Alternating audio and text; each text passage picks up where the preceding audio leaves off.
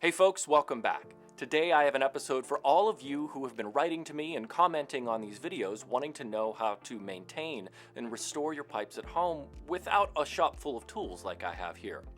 Today I'm going to show you how to restore a mouthpiece to take away the oxidation and dullness and restore it to its glossy, near new condition with just a few things that you can pick up at a specialty woodworking store.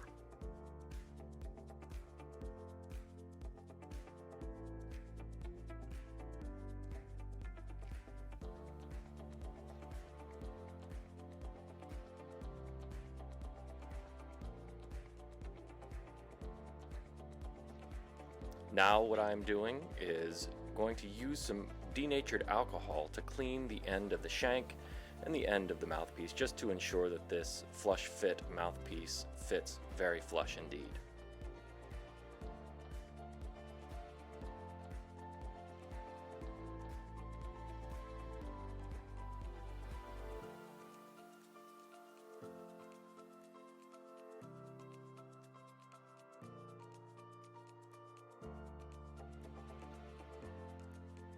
After I fit the mouthpiece, I want to be sure that it is aligned properly so that I don't accidentally sand away a high point. Next, what I'll do is tape off the breyer portion of the shank right at the end of the extension. And the reason I do this is so that I don't accidentally remove stain unnecessarily while I am sanding. And so here we have some MicroMesh pads. These are available in a kit that has all of these pads. They are color coded so that you can't mix them up. And they go from a very heavy grit to a very fine grit. And I'll begin with the brick colored MicroMesh.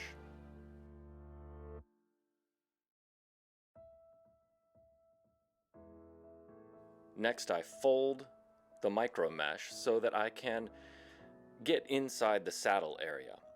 You can see I'm not applying much pressure at all. You want to let the abrasive do the work, not pressure. The more pressure you apply, the more it deforms the sponge and doesn't sand where you want it to.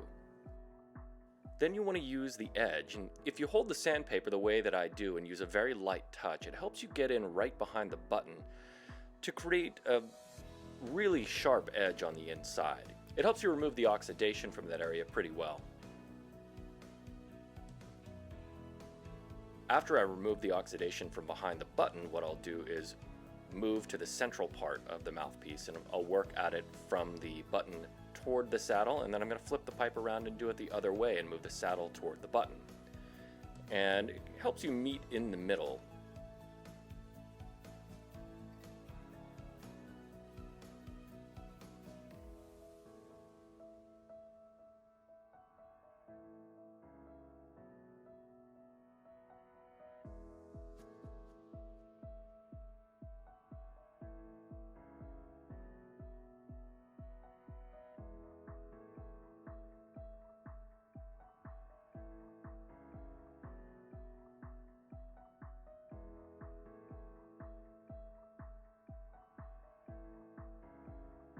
And then the final step that I take in the sanding is sanding just the button itself.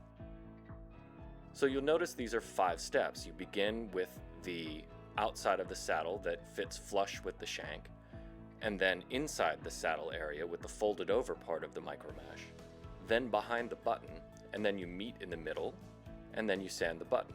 And I'll repeat these 5 steps in this order with every grit going forward. And you'll notice how shiny the mouthpiece becomes as I progress through the grits. It's really remarkable that you can do this with just MicroMesh.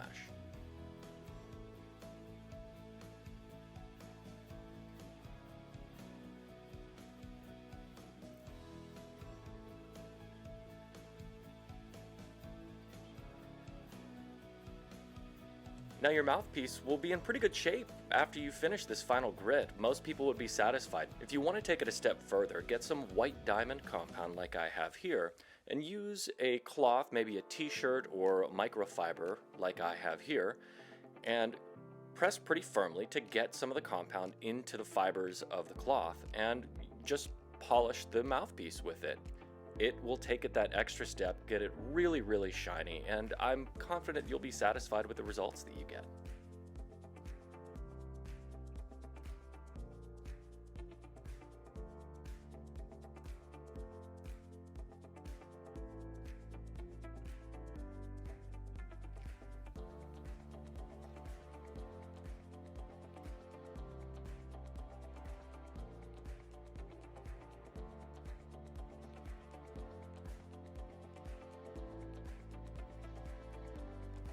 so there we have it.